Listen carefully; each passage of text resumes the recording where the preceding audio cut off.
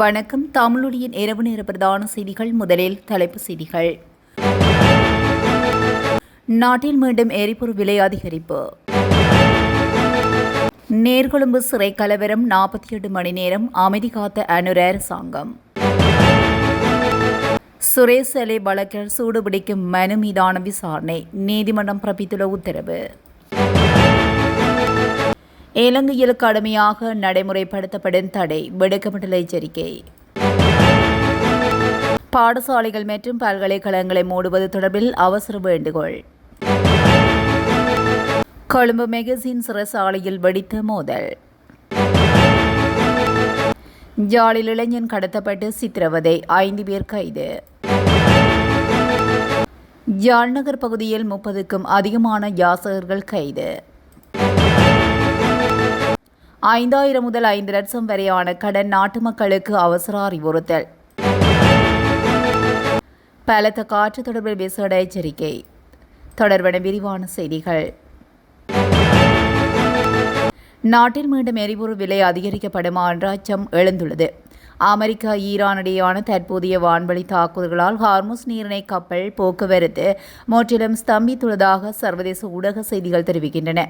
இதன் காரணமாக இலங்கையில் அண்மையில் வழங்கப்பட்ட எரிபொருள் விலை குறைப்பு நீண்ட நாட்களுக்கு நீடிக்குமா என்ற பலத்த சந்தேகத்தை தோற்றுவித்துள்ளது. இதனால் மீண்டும் விலை உயர்வதற்கான அபாயம் இருப்பதாக அஞ்சப்படுகின்றன.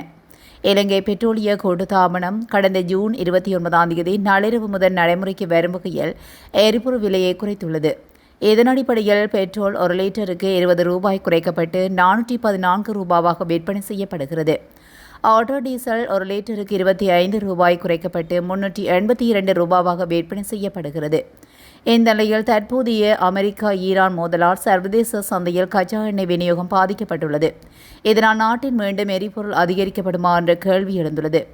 இதன் தொடர்ச்சியாக வருடாந்த பேருந்து கட்டண திருத்தத்துக்கு அமைய கடந்த 6ஆம் தேதி முதல் புதிய கட்டண திருத்தம் நடைமுறைக்கு வந்துள்ளது. இதையடுத்து 30 ரூபாவாக இருந்த ஆக குறைந்த பேருந்து கட்டணம் 34 ரூபாவாக பேருந்து கட்டணங்களானது 12% முதல் 20% வரை அதிகரிக்கப்பட்டது.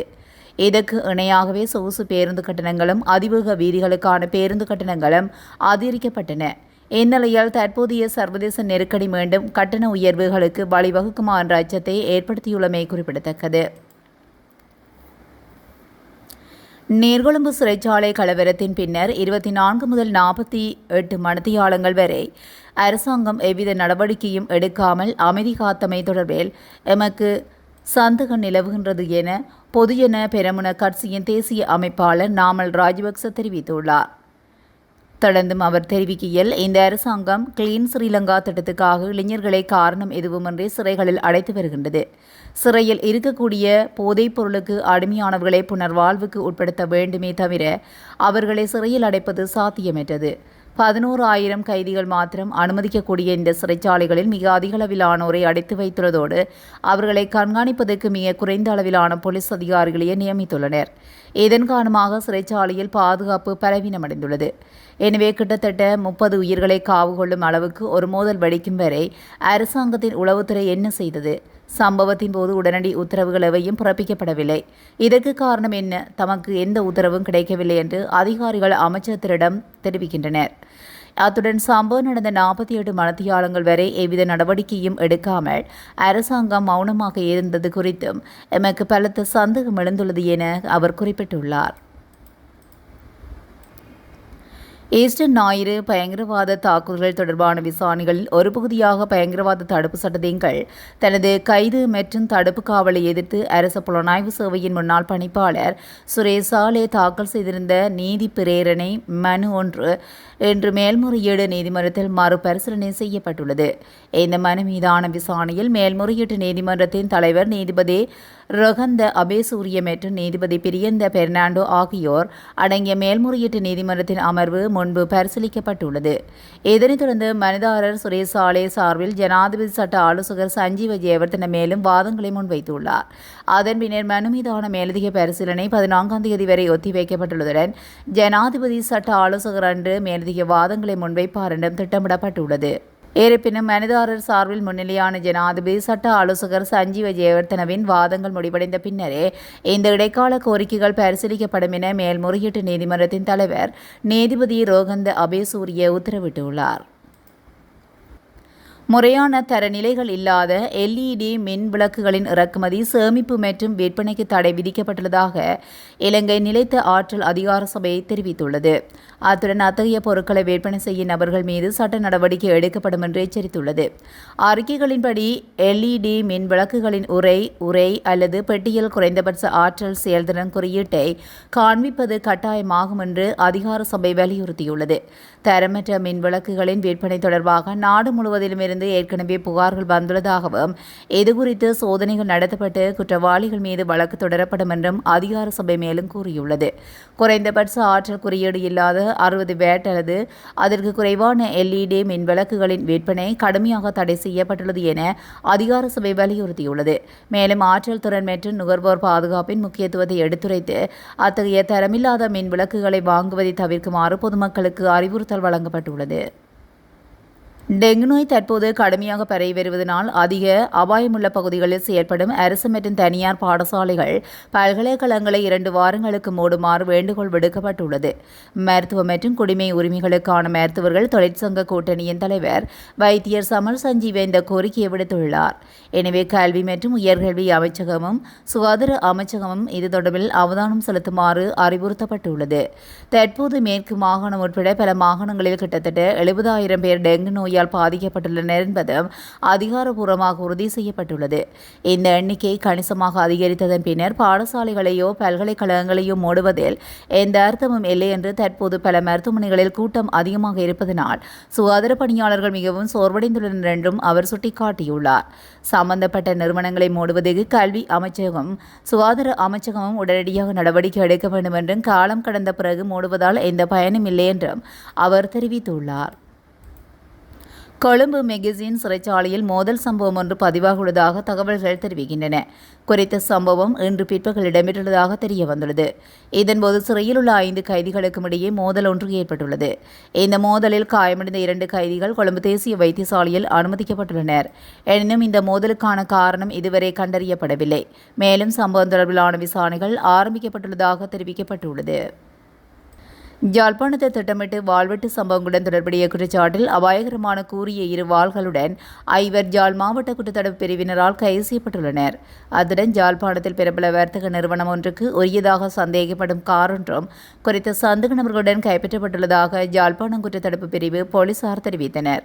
இந்த சம்பவம் குறித்து தெரிய வருகையில் யாழ் இந்து கல்லூரிக்கு அண்மையில் கடந்த 5ஆம் தேதி இளைஞனை 5 பேர் கொண்ட கும்பல் ஒன்று கடத்தப்பட்ட இளைஞனை கைதடிக்கு கொண்டு சென்ற குறித்த கும்பல் இளைஞனை உடைகளை களைந்து சித்திரவதை செய்த பின் காயங்களுக்குள்ளான நபரை யாழ் போஸ்கோ பாடசாலை அருகே கொண்டு வந்து விடுவித்துள்ளனர். இந்நிலையில் குறித்த கார் வேகமாக ஓட்டி சென்றபோது வீதி கடவையில் இருந்த போலீஸ் இடைமறித்த போதே நிறுத்தாது வேகமாக சென்றுள்ளது. இதனால் சந்தேகமுற்ற போலீசார் குறித்த காரை துரத்தி சென்று இடைமறித்து சோதித்துள்ளனர். சோதனையின் போது காருக்குள் இருந்து கூறிய வாள்கள் கைப்பற்றப்பட்டுள்ளன. அதுடன் காரின் கதவு மற்றும் ஆசனங்களில் இருந்த கரையும் அவதானிக்கப்பட்டுள்ளதுடன் ஒரு சேட்டும் இரத்தங்களுடன் மீட்கப்பட்டுள்ளது. இதையடுத்து போலீசார் குறித்த 5 விசாரணை நடத்தியதில் 2.5 கிராம் ஐஸ் போதைப் பொருள் மீட்கப்பட்டுள்ளதாக போலீசார் தெரிவித்தனர். இதேவேளை போலீசாரின் சாதுரியத்தினால் கண்டறியப்பட்ட குறித்த கடத்தலுடன் தொடர்புடைய இளைஞன் வைத்திய பரிசோதனைக்கு உட்படுத்தப்பட்டுள்ளதாகவும் போலீசார் தெரிவித்தனர்.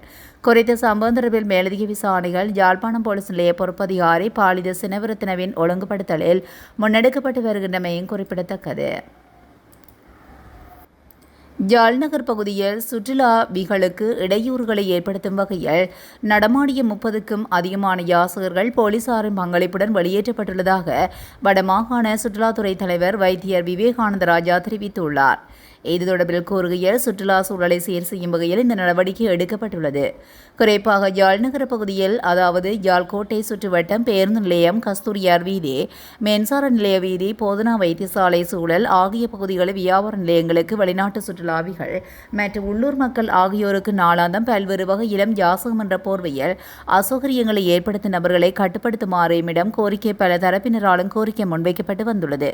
இந்நிலையில் இன்று குறித்த நடவடிக்கையை யாழ் போலீஸ் நிலைய பொறுப்பதிகாரி பாலித சினவரத்னவின் கவனத்துக்கு எம்மால் கொண்டு செல்லப்பட்டது. அத்துடன் ஜாழ் நகரில் ஒத்துழைப்பையும் நாம் கோரியிருந்தோம். அதன் அடிப்படையில் ஜாழ் மாநகரின் ஒத்துழைப்புடன் ஜாழ் போலீஸ் நிலைய பொறுப்பதிகாரி பாலித சினவரத்தின் வழிகாட்டுதலின்படி குறித்த நடவடிக்கை எடுக்கப்பட்டுள்ளது. மேலும் இந்த நடவடிக்கையின் போது சிறுவர்கள் பலரும் வியாபார ரீதியில் குறித்த யாசகம் பெறும் நடவடிக்கைக்கு உட்படுத்தப்பட்டு வந்ததும் கண்டறியப்பட்டதை அடுத்து குறித்த சிறுவர்களின் பாதுகாவலர்களாக இருப்போர் எச்சரிக்கப்பட்டு இனிவரும் நாள்களில் இவ்வாறு செயற்பட மாட்டோம் என்ற ஒப்புதலுடன் விடுவிக்கப்பட்டமையும் குறிப்பிடத்தக்கது. சமூக ஊடகங்களில் பகிரப்படும் உடனடி மற்றும் அவசர கடன் விளம்பரங்கள் குறித்து பொதுமக்கள் விழிப்புடன் இருக்குமாறு இலங்கை கணனி அவசரகால தயார்நிலை குழு எச்சரித்துள்ளது. இது தொடர்பில் இலங்கை கணனி அவசரகால தயார்நிலை குழு விடுத்துள்ள எச்சரிக்கையில் எவ்வித ஆவணங்களுமின்றி 5000 முதல் 5 லட்சம் ரூபாய் வரை கடன் தருவதாக விளம்பரங்கள் பகிரப்படுகின்ற நிலையில் இத்தகைய செயலிகளை பதிவிறக்கும் போது உங்கள் கைபேசியின் கட்டுப்பாடு மோசடியாளரிடம் சென்று விடுகிறது. இதன் மூலம் தனிப்பட்ட புகைப்படங்கள், குறுஞ்செய்திகள் மற்றும் தொடர்புகள் திருடப்படுகின்றன. கடனை திருப்பி செலுத்த தவறினால் கைபேசியில் உள்ள தொடர்புகளுக்கு மோசடியாளர்கள் அழைப்பு விடுத்து அவமானப்படுத்துகின்றனர். எனவே சந்தேகத்திடமான கடன் விளம்பரங்களை அணுகவோ அங்கீகரிக்கப்படாத செயலிகளை பதிவிறக்கவும் வேண்டாம் என்றும் அங்கீகரிக்கப்பட்ட வங்கிகள் மற்றும் நிதி நிறுவனங்களின் சேவைகளை மட்டும் நாடவும். இத்தகைய மோசடிகளை உடனே உரிய அதிகாரிகளிடம் முறைப்பாடு அளியுங்கள் என்று உங்கள் தனிப்பட்ட தகவல்களை பாதுகாக்க அறியப்படாத நபர்களிடமோ அல்லது செயல்களிடமோ எவ்வித நிதி தகவல்களையும் பகிர வேண்டாம் என அறிவுறுத்தப்பட்டுள்ளது. நாட்டின் சில கடல் பிராந்தியங்களுக்கு வளிமண்டலவியல் திணைக்களம் பலத்த காற்று தொடர்பில் விசேட எச்சரிக்கை ஒன்றை விடுத்துள்ளது. அதன்படி ஹம்மாந்தோட்டை முதல் பொத்துவில் வரையிலும் மற்றும் மன்னார் முதல் புத்தளம் ஊடாக சிலாவம் வரையிலும் உள்ள கடல் பிராந்தியங்களில் காற்றின் வேகம் மணிக்கு 40 தொடக்கம் 50 கிலோமீட்டர் வரை அதிகரிக்கக்கூடும் என்று எதிர்ப்பு கூறப்பட்டுள்ளது. இந்த எச்சரிக்கை நாளை முற்பகல் 11 மணி வரை அமலில் இருக்கும் என்றும், எனவே கடற்தொழிலாளர்கள் குறித்த கடல் பிராந்தியங்களில் கடற்தொழில் நடவடிக்கைகளில் ஈடுபடும் போது மிகவும் அவதானத்துடன் இருக்குமாறு வளிமண்டலவியல் திணைக்களம் கேட்டுக் கொண்டுள்ளது. இத்துடன் தமிழொலியின் இரவு நேர பிரதான செய்திகள் நிறைவடைகின்றன. தொடர்ந்தும் செய்திகளோடு இணைந்திருக்க தமிழொலி ஊடகத்துடன் இணைந்திருங்கள். நன்றி, வணக்கம்.